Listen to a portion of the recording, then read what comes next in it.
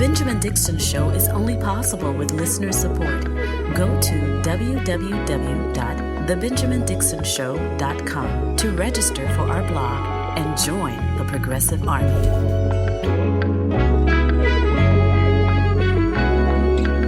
Today is Tuesday. It is March 14th, 2023. Thank you so much for joining me. I want to begin with two stories. One, the Silicon Valley Bank collapse, as well as the story of the Ivermectin influencer who just passed away from overdosing on Ivermectin. I think perhaps these two stories are the quintessential examples of how utterly ignorant our times really are and how intentionally obtuse conservatism is. And that's putting it mildly or even nicely, because conservatives, Republicans, have been able over the weekend to convince their supporters that the reason the Silicon Valley Bank collapsed wasn't the interest rate hikes that threw their investment into treasury bonds into complete and total disarray, with the interest rates hiking somewhere close to 5%. And we'll get into the details of that later on. It made all of the treasury bonds that Silicon Valley Bank purchased all but worthless. We'll go over those details. None of that matters. The truth never matters in the year of our Lord 2023. All that matters is that we have a conservative party, the Republican Party in this country, who is playing on the intentional obtuseness or downright stupidity of their supporters. And they have convinced them that the reason this capitalistic bank failed is because of wokeness. Now, when you juxtapose that story to the Ivermectin influencer, the conservative who has spent a good part of his career promoting Ivermectin to his supporters, recently died from overdosing on the horse dewormer. And now his followers are all reporting similar symptoms. They are terrified because they feel like they may be next. I just want to present to you that we are living in the dumbest times imaginable, and we're dealing with the dumbest breed of people imaginable. The type of people who will suspend all logic and instead embrace the most ridiculous ideas, the most dangerous ideas imaginable because, well, it makes them feel good politically. Two stories over the weekend that really should help you conclude in your heart and in your mind that we are not dealing with average thinkers. We're dealing with below level, idiotic people who embrace stupidity. Don't get me wrong. I think many of them probably have very good brains, functioning brains, right? This is not a question of disability. It's a question of absolute ignorance being embraced for the sake of their politics. These people are willing to die for their stupidity.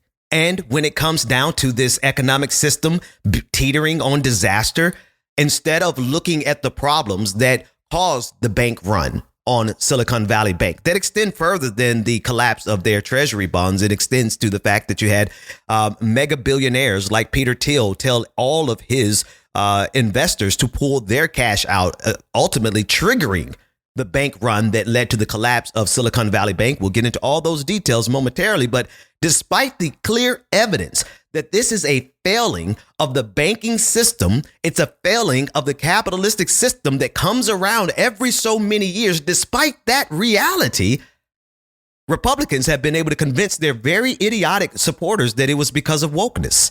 Take a listen to Republican House member from Kentucky, James Comer, as he says this on Fox News. And then we see now coming out that they were one of the most woke banks in their quest for the ESG type policy and investing. This could be a trend, and there are consequences for bad Democrat policy. And I think we need to keep an eye on all the banking sector right now. Here's the former head of Home Depot speaking with Fox News, Neil Cavuto, also blaming this failure of capitalism, failure of the banking system on being woke, or in his case specifically, caring about the environment. Do you think there are others like this bank out there? I think there probably are. Yeah. I think that the system, I think that the administration has pushed many of these banks into more concerned about global warming than they do about shareholder return. And these banks are badly run because everybody is focused on diversity and all of the woke issues and not concentrating on one thing they should, which is shareholder returns. Instead of protecting the shareholders and their employees, they're more concerned about the social policies. And I think it's probably a badly run bank. They've been there for a lot of years. It's pathetic that so many people lost money that won't get it back. Well, in actuality, the Biden administration, they have already stepped in to ensure that depositors, people who put their money into the bank, not the investors in the bank and not the shareholders or the staff or the CEOs, they're not going to get bailed out. According to this most recent information, you know, and I say that with all hesitation because rarely have we seen the federal government not bail those people out, the investors, right? But as it stands right now, all depositors, no matter how much they deposited, they will be taken care of, and those deposits will be insured because it represents some 100,000 employees across the economy, and because of the potential of this collapse triggering other collapses. It doesn't matter that these people sound like complete, total morons, idiots. It doesn't matter because they're leaning into this because their supporters are stupid enough to believe it. And again, this is a path towards critical mass where you say something over and over and over again, no matter how much of a lie it is, no matter how utterly stupid it is. If you get enough people to buy into your ignorance, you could get political action, actual tangible results. We could get legislation that bans banks from being woke because we got critical mass through the echo chamber that is the conservative propaganda machine. That's what they're going for. It's not just the regular standard bearers of ignorance and propaganda like Fox News. You even have the Wall Street Journal, who likes to dress up their propaganda as being professionally thought out. Here is a piece from a recent article. It says about the crash. The Wall Street Journal said the following: was there regulatory failure? Perhaps. Silicon Valley Bank was regulated like a bank, but looked more like a money market fund. Then there's this. In its proxy statement, SVB notes that besides 91% of their board being independent and 45% women, they also have 1 Black, 1 LGBTQ plus, and 2 veterans. I'm not saying 12 white men would have avoided this mess, but the company may have been distracted by diversity demands. That's written by, obviously, on Wall Street Journal by Andy Kessler. Folks, the stupidity in that sentence right there. You know, why is this guy even writing for a national outlet like this? Because national outlets like this need to forward the same propaganda to protect and insulate hedge fund managers, the capitalistic system, the banking system. They need to protect it at all costs. And while most people can look at this as a cyclical, systemic failing of our banking system that will regularly happen every so many years, because the evidence has shown every so many years they socialize the losses and protect Wall Street despite the fact of these systemic failures. And the Wall Street Journal is doing everything it can to make everyone look away and say, look, it's the wokeness that caused this bank to fail. Perhaps maybe 12 white men would have prevented this. This is what the Wall Street Journal is really saying. So they're leaning into the racism as well as the stupidity. But I just have to just state for the record, I'm really tired of being patient with these morons. I mean, we have so much patience out of in the name of civility for some of the most brain dead Neanderthals that have ever walked the face of the planet. And I'm not talking about the propagandists who mastermind these ideas in their smoke-filled rooms where they are consorting with one another trying to take over this country in the name of Christian National. I'm not talking about them. Those people are pretty smart in the Machiavellian sense. I'm talking about the idiots who watch Fox News and eat this crap up because they believe more that wokeness is a threat to this country than the banking system that has failed them multiple times in their lifetimes. You have to be a special breed of stupid to look at everything that has happened in the aftermath of 2008, the collapse of 2008, the Great Recession, and then look at what happened this weekend with Silicon Valley Bank and say they were too woke and that's why they collapsed. You have to be a special breed of ignorant to buy into that. And thankfully for Fox News, they can keep funding their operations because the conservative base is full of morons who buy into their propaganda.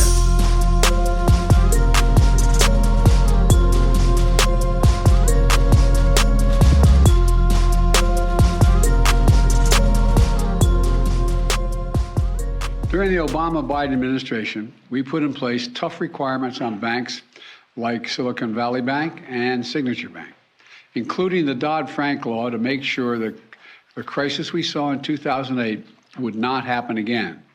Unfortunately, the last administration rolled back some of these requirements. I'm going to ask Congress and the banking regulators to strengthen the rules for banks to make it less likely this kind of bank failure would happen again, and to protect American jobs and small businesses. If you're wondering how we got here, in addition to the decisions that were being made by Silicon Valley Bank, and I want to play a primer to give you even more understanding as to how Silicon Valley specifically, what they did to cause them to collapse. The reason they were able to do it was because the regulations that would have prevented them from doing it were rolled back in 2018 by the Trump administration with some key votes from Democrats. But first, here's Donald Trump bragging about rolling back Dodd-Frank, which inextricably led to the collapse of SVB. The legislation I'm signing today rolls back the crippling Dodd-Frank regulations that are crushing community banks and credit unions nationwide. They were in such trouble. One size fits all. Those rules just don't work. And community banks and credit unions should be. As a candidate, I pledged that we would rescue these community banks from Dodd-Frank, the disaster of Dodd-Frank. And now we are keeping that commitment, and all of the people with me are keeping that commitment. We passed and signed a record number of bills terminating job-killing regulations. In the history of our country, no president, whether it's 4 years, 8 years, or 16 years in one case, has ever passed more regulation cuts. And this is celebrated by conservatives. There is a default position in the Republican Party that cutting regulations is a natural boon, or even a boom, I guess you could say boom as well, to the economy.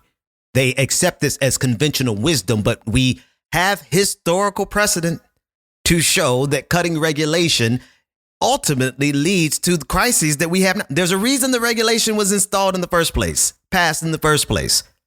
But we live in such a ridiculous society that Republicans are able to say, hey, we are so successful because we were able to get rid of the very regulation that would have protected you. See what happened in East Palestine, Ohio, came as a direct result of the regulation that was taken down by the Trump administration.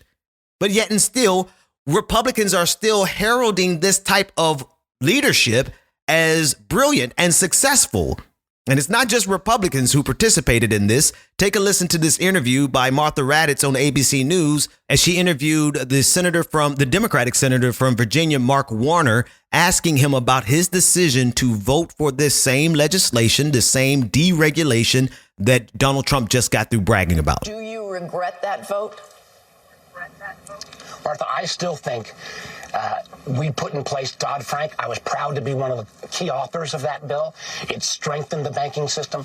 I do think these mid-sized banks needed some regulatory relief. End of the day, Martha, no matter what the capital had been in this bank, If you don't get banking 101 straight, if you don't manage your interest rate risks, if you've then got to run at $42 billion in a single day, unprecedented. That is going to be a valuable asset to somebody who's going to... You don't regret that vote? Listen, I think that was called the 2155 bill. I think it put in place a appropriate level of regulation on mid-sized banks. The appropriate level of regulation that led directly to Silicon Valley engaging in the practices that led to its decline, to its demise. Let's I just want to make sure that we understand that this banking system and the act and the art of deregulation is supported on both sides of the aisle, not by everyone. I have one more clip from Bernie Sanders predicting that something like this would happen. I mean, there's always a clip of Bernie Sanders calling this out. Elizabeth Warren also, who has been adamant. An adamant advocate for Dodd-Frank and even more regulation to protect the American depositor. So it's not all Democrats, but it seems to be always enough. There's always just enough Democrats to co-sign onto Republican deregulation, and Republican policies, generally speaking, so that they can pass these types of bills. So the problem isn't solely conservatism and republicanism. The party is the consensus that is wrong. The consensus of this economic paradigm that we live under that has been proven wrong time and again. I mean, how many times does this system have to fail for us to realize that it's broken? Or rather, it's broken for us and works perfectly for the rich.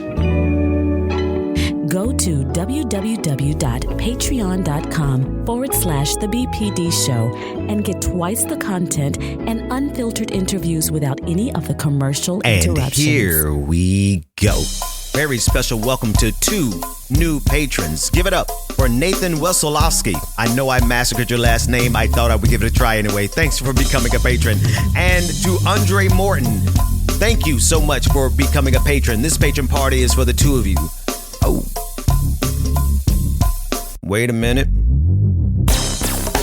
You too can become a part of this prestigious and prodigious patron family by going to patreon.com/The BPD Show, where you get twice the content, none of the commercial interruptions, and you get access to our bi-weekly patron party. We're going to try to have a party coming up here soon. We'll let you know when the next one is. Patreon.com/The BPD Show, and we'll be back right after this break.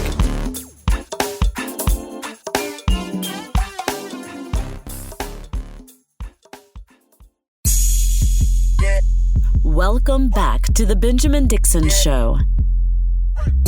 Visit us online at thebenjamindixonshow.com.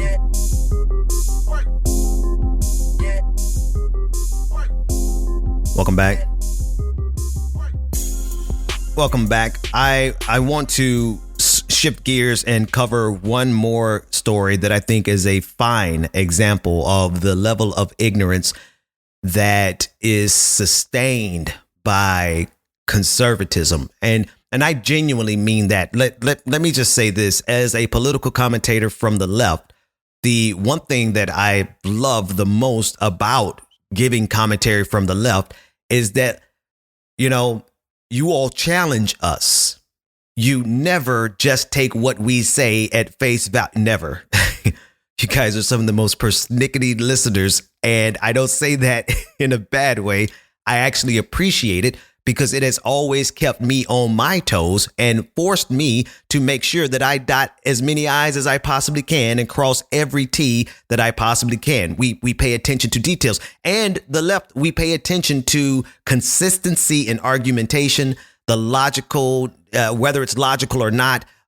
You look for fallacies. Like, we have a robust conversation that demands a level of intellectual integrity that simply does not exist on the right. Now, this doesn't mean that we don't have leftists who are susceptible to the same level of ignorance. Check out all of the people who fell for Jimmy Dore, which is why I think this is the perfect segue into the story about the conservative influencer who recently died from overdosing on Ivermectin.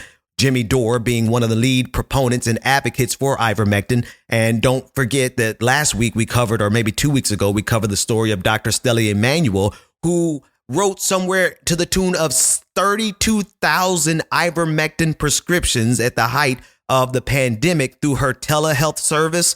And remember, if you go to Stella, I forgot her website, you can look it up if you want to, but if you go to register for an appointment, a telehealth appointment, it costs $285. So you do the math on how much money she made off of selling people ivermectin.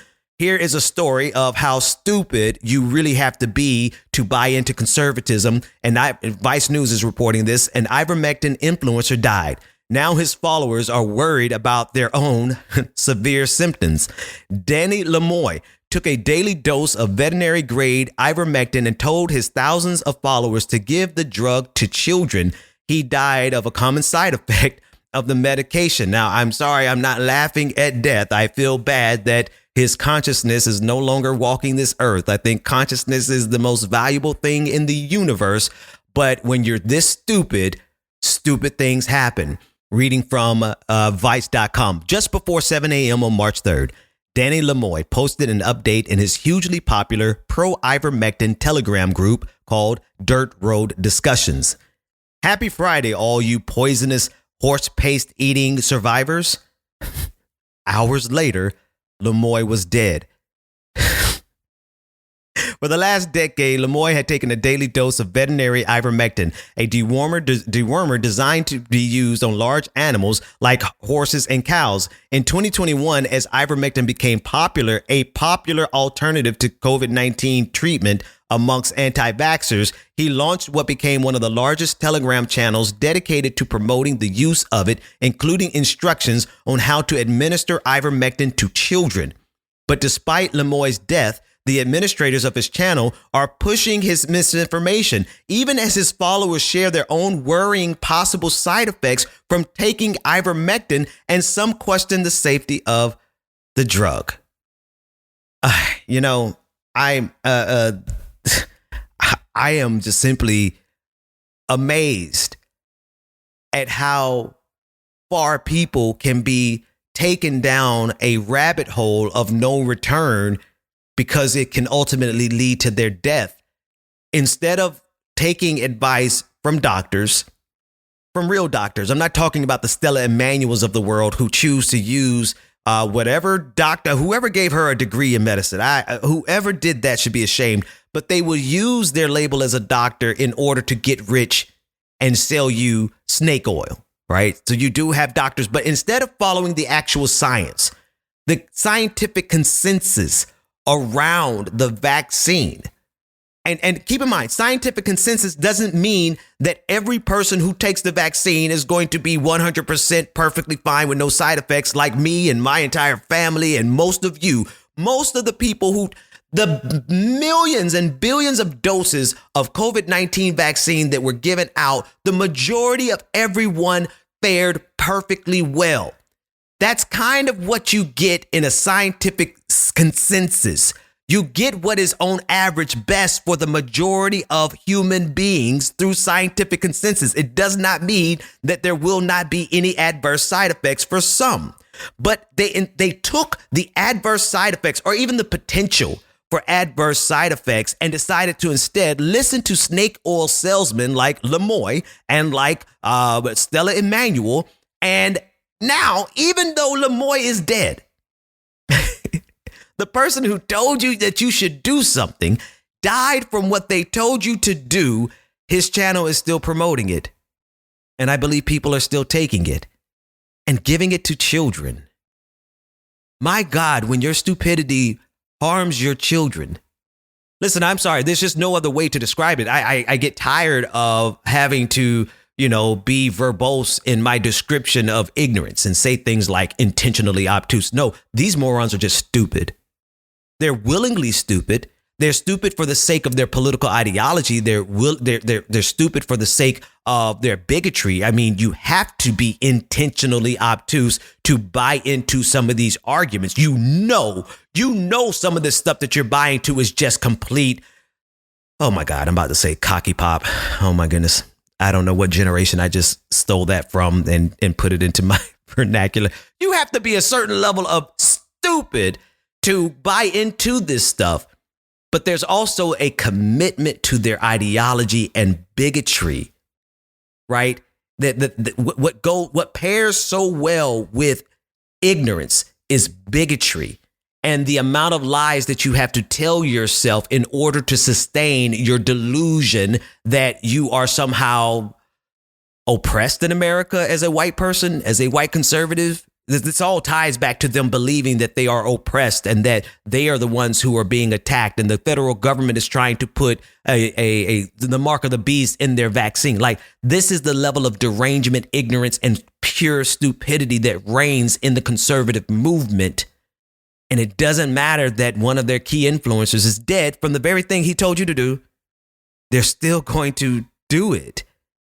Folks, we have to live amongst people who are this derangedly stupid. We have to live amongst people who are so committed to their ideology and to their bigotry that they actively harm their own children.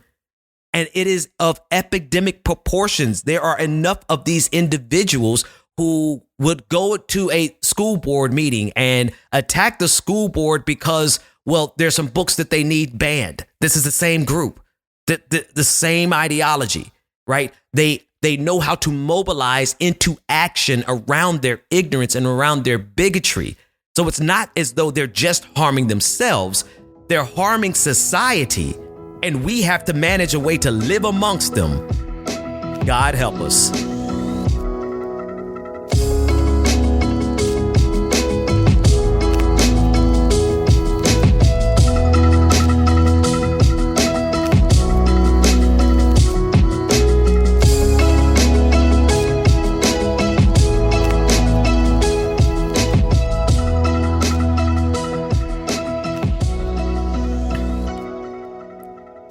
File this under every accusation of conservatives is a projection, is a confession. Yeah, I'm reading a tweet from Chuds of TikTok. They have joined in on the art of exposing the real groomers and the real pedophiles, and they overwhelmingly come in a certain package. They are religious, they are conservative, and they're generally white men. Do you wonder why that group is now projecting their sins onto everyone else, especially the LGBTQIA community? Why? Because they need scapegoats. They need to incite violence against others when, in all actuality, the behavior that these people, these men, these white conservative Christian men show suggests that perhaps we should turn our ire directly towards them. But I digress. Here is an example. Former member of Governor Kay Ivey's staff of Alabama, no less, in the Deep South, Attorney Chase Tristan Espy, has been sentenced to 8 years for unlawful contact with a minor and possession of over 70 videos of photos of child sex abuse material. Now, this is a former staffer of Alabama Governor Kay Ivey. I think they call her Governor Maymaw, right? She's an older lady, and everyone, in Alabama, they look at her all gently, but she is one of the Christian nationalist conservatives who is a part of this nationwide movement that attacks the LGBTQIA community. And they attack them primarily with accusations of grooming. But here is a pedophile literally on her staff. And they're what's been interesting is over the last couple of years, we have seen the conservative movement organize violently against the very existence of the LGBTQIA community because they claim that the LGBTQIA community is doing the grooming and doing the molestation, when in reality, the actual tangible physical facts are showing that these Christian pastors, these Catholic pastors, these churches, these conservative organizations, they are rife with child molestation and grooming. It is an epidemic. And while a lot of these online organizers like Chuds of TikTok and others that I follow, they're committing their timelines to exposing who the real pedophiles and groomers are, and example after example. They have been pastors, youth pastors. They've been deacons. They've been police officers. They've been Republican conservatives over and over and over again. And while they are doing it to expose the fact that the people who are projecting this, the people who are making the accusations, they are the ones who are actually doing it. This is something that we should be exposing every chance we get. And if it exposes the fact that the majority of groomers and pedophiles in this country are conservative Christians, then facts don't care about your feelings. Patrons, stay tuned. Everyone else, see you tomorrow.